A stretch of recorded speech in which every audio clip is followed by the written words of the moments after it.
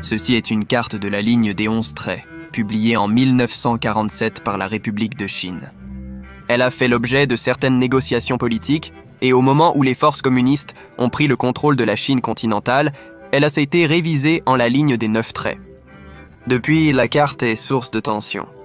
Pékin revendique la ligne de démarcation comme la sienne, couvrant presque toute la mer de Chine méridionale et chevauchant les revendications territoriales des Philippines, de la Malaisie, du Brunei et du Vietnam. Mais ce n'est pas seulement un différend local.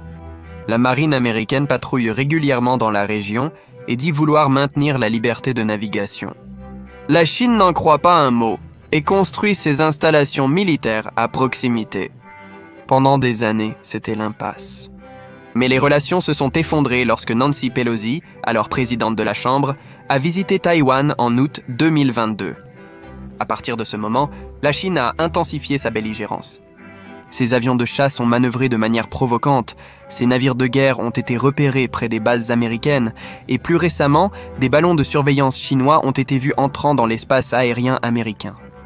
La diplomatie est maintenant en soins intensifs, et les législatures de tous bords sont inquiètes. Tellement que dans une note interne divulguée, le général Michael Minahan dit qu'un conflit ouvert entre l'Amérique et la Chine pourrait se produire dès 2025. Alors, qu'est-ce qui se passe? Car à première vue, l'Amérique et la Chine somnambulent vers un conflit armé.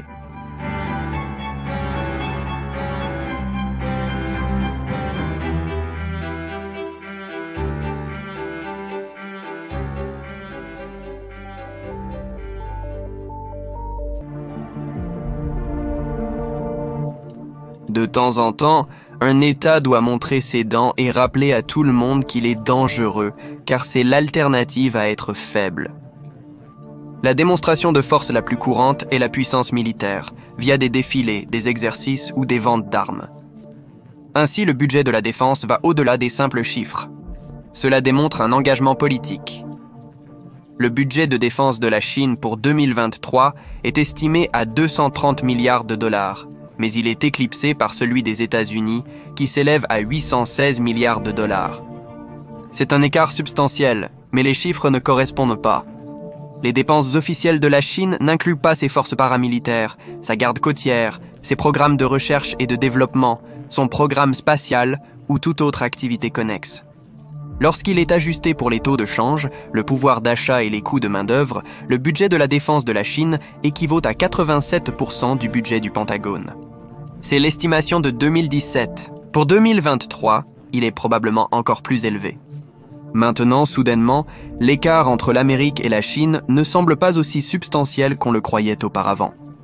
De plus, alors que l'Amérique dépense ses ressources de défense à travers le monde entier, la Chine concentre ses actifs principalement dans son voisinage.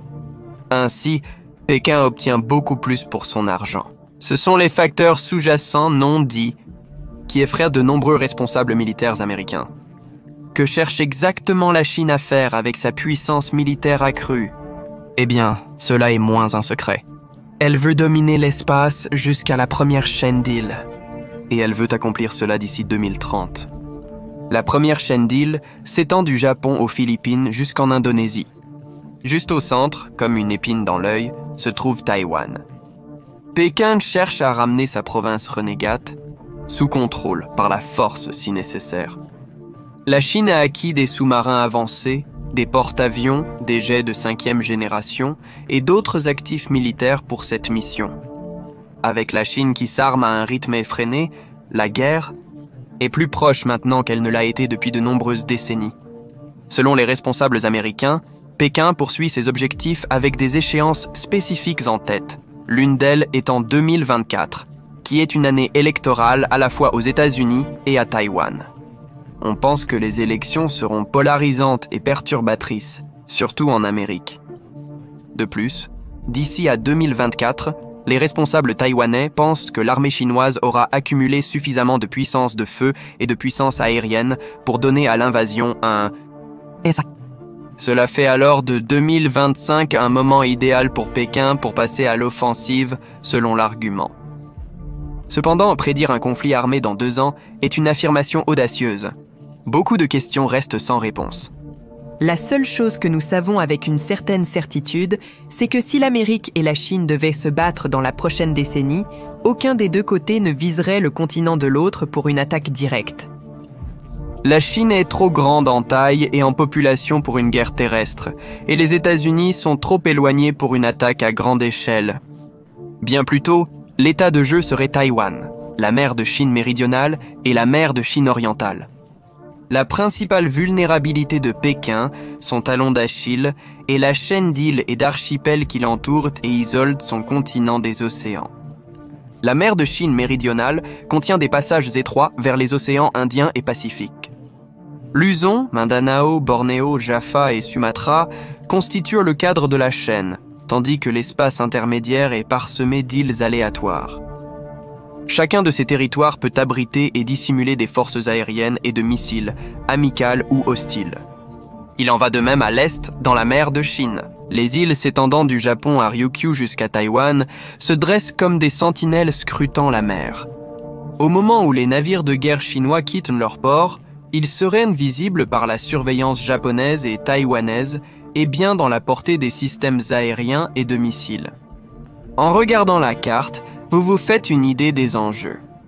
La Chine est une puissance commerciale. Elle a la plus grande part des exportations mondiales de marchandises, mais elle n'a pas un accès garanti aux océans du monde. La première chaîne d'îles contient la projection de puissance de la Chine, plaçant son vaste empire économique à la merci de la première puissance navale du monde. Pour Pékin, le business as usual n'est pas une formule durable. Les points de strangulation entre les îles et les archipels peuvent être fermés par les groupes de combat de porte-avions américains avec une relative facilité. Malacca, Sunda, Lombok, Karimata, Makassar, Mindoro et Luzon sont tous susceptibles de blocus naval. Si cela devait arriver dans le détroit de Malacca, l'économie chinoise serait paralysée. Ce qui à son tour nuirait à l'emprise du Parti communiste sur le pouvoir. Si dans la prochaine décennie, Washington et Pékin devaient en venir aux mains, les deux chercheraient à dominer les îles et archipels qui constituent la première chaîne d'îles. La marine américaine aurait pour mission de fermer et maintenir fermés les points de strangulation en mer de Chine méridionale. La marine de l'armée populaire de libération n'a aucune chance contre la marine américaine, pas au cours de la prochaine décennie du moins.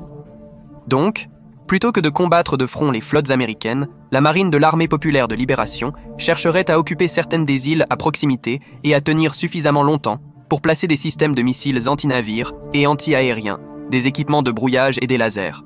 Une fois les armes en place, les forces chinoises pourraient alors repousser les flottes américaines des points de strangulation qu'elles ont bloqués. Cela permettrait à la Chine d'établir des passages garantis vers les océans du monde. C'est précisément pourquoi la Chine a tant investi dans les îles artificielles de la mer de Chine méridionale. Au moment de la rédaction de ce document, Pékin a entièrement militarisé 3 de ces 7 îles artificielles. Le récif de Michif, le récif de Subu et la Croix de Feu. Ils servent de porte-avions insubmersibles, chacun armé, des systèmes de missiles anti-navires et anti-aériens, des équipements de brouillage et laser, ainsi que des avions de chasse. Comme la marine de l'armée populaire de libération ne peut pas ouvrir directement les points de strangulation en mer de Chine méridionale, elle peut plutôt utiliser les systèmes aériens et de missiles présents sur les îles artificielles pour augmenter sa puissance de feu. Pendant ce temps, à l'est, en mer de Chine, la situation tactique est légèrement différente, mais pas moins urgente. Les îles Ryukyu et Taïwan divisent les flottes de la marine de l'armée populaire de libération en deux. Les flottes du nord et de l'est opèrent dans une zone de commandement séparée de la flotte du sud. Ainsi, en temps de guerre, l'objectif immédiat de la Chine serait de sécuriser le détroit de Taïwan et de permettre à ses flottes de fusionner et d'apporter des renforts au besoin. Prendre Taïwan, ou du moins incapaciter ses forces armées, résoudrait le problème des forces navales divisées de la Chine. Plus important encore, contrôler Taïwan permettrait à la Chine de percer la première chaîne d'îles et de sécuriser l'accès aux océans du monde. Ainsi, en cas de conflit armé entre la Chine et l'Amérique, nous verrions la première utiliser des systèmes de missiles anti-navires, aériens et terrestres pour éloigner la marine américaine des points de strangulation de la première chaîne d'îles, y compris Taïwan. Cela semble être un plan réalisable. Le problème est que les missiles chinois sont vulnérables à l'interception aérienne et de missiles américains. Donc, quelle que soit la manière dont on le regarde, la Chine est impuissante face aux États-Unis, au moins pour la prochaine décennie.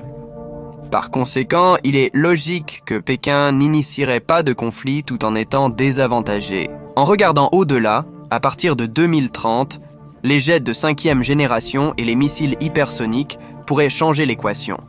C'est quand les choses deviennent dangereuses. La Chine a le G-Winged Mighty Dragon, tandis que l'Amérique a le F-35 Lightning II.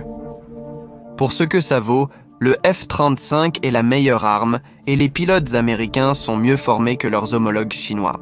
De plus, l'Amérique a de nombreux alliés régionaux, dont le Japon, la Corée du Sud, l'Australie, la Thaïlande, Taïwan, les Philippines, et ainsi de suite. Cependant, la Chine est présumée être en avance en matière d'armement hypersonique. Elle renforce et élargit également ses forces armées plus rapidement que quiconque, y compris la mise en service de porte-avions. Au rythme actuel de développement, on s'attend à ce que la Chine ait réformé son armée en une force de combat de classe mondiale au même niveau que les États-Unis d'ici 2050. D'ici là, la marine de l'Armée populaire de libération et la marine américaine auront presque le même tonnage brut en navires et presque le même nombre de porte-avions. En fin de compte, une guerre américano-chinoise est peu probable dans la prochaine décennie. Mais les prévisions météorologiques semblent plutôt tempétueuses. Des nuages d'orage se rassemblent au loin. J'ai été votre hôte, Shirvan de Caspian Report. Nous étendons nos avantages sur Patreon. Vous pouvez maintenant télécharger toutes les cartes originales de Caspian Report sans filigrane et totalement libres de droits d'auteur. Nous avons un serveur Discord où nous nous rassemblons et discutons. Pour plus de Caspian Report, consultez le lien Patreon en description. Merci d'avoir regardé et Saol. Merci.